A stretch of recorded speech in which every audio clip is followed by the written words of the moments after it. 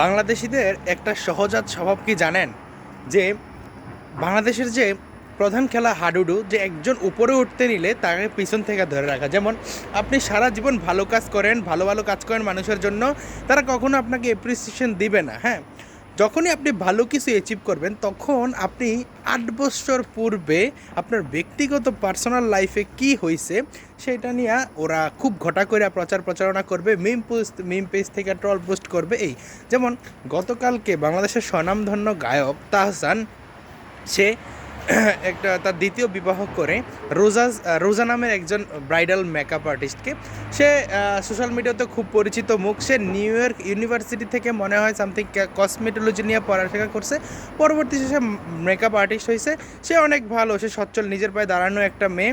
Plus তার blog যারা দেখে থাকেন তারা দেখবেন যে সে অনেক হয়তো অনেক স্ট্রাগল করে বড় হয়েছে, অনেক প্যাশন থেকেই।